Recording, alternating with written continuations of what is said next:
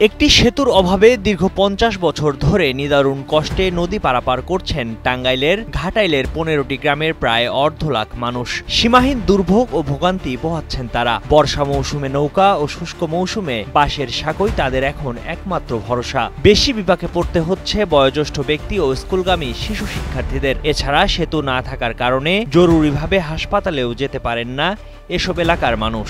জনপ্রতিনিধিরা সেতু নির্মাণের আশ্বাস দিলেও এখন পর্যন্ত তা আলোর মুখ দেখেনি।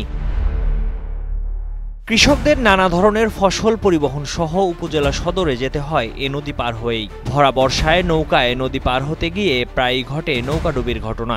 বংশাই নদীর ওপর দ্রুত একটি সেতু নির্মাণের দাবি এলাকাবাসীর।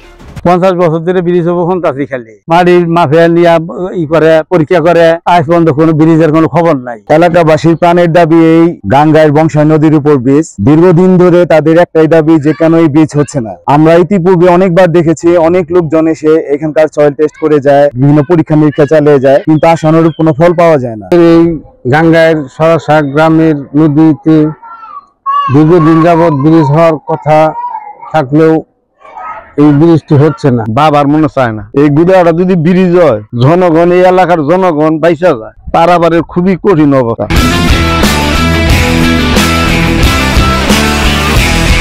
উপজেলা নির্বাহী প্রকৌশলী বলেন, ইতোমধ্যে ১০০ মিটার ব্রিজ নির্মাণের জন্য একটি প্রকল্প ঢাকা সদর দপ্তরে পাঠানো হয়েছে। দ্রুত অনুমোদন পাওয়ার প্রত্যাশা ব্যক্ত করেন তিনি।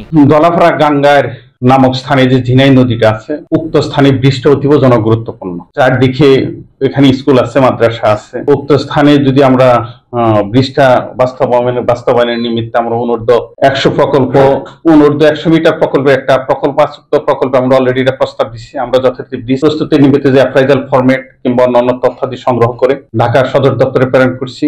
আমার প্রত্যাশা যে যত তাড়াতাড়ি সম্ভব এটা অনুমোদন হবে। অনুমোদনের সাথে সাথে আমরা এটা টেন্ডার প্রক্রিয়া সম্পন্ন করে দ্রুততার সহিত বাস্তবায়নের ব্যবস্থা করব। বংশাই নদীর উপর একটি সেতু নির্মাণ করা হলে বহু মানুষের দীর্ঘদিনের কষ্ট ও জনদুর্ভোগ কমবে, প্রসার হবে স্থানীয় ব্যবসা বাণিজ্যের, পাল্টে যাবে জীবনযাত্রার মান, এমনটাই প্রত্যাশা করছেন স্থানীয়রা। ফরমান শেখের পাঠানো তথ্যচিত্রে ডেস্ক রিপোর্ট, কালের কণ্ঠ।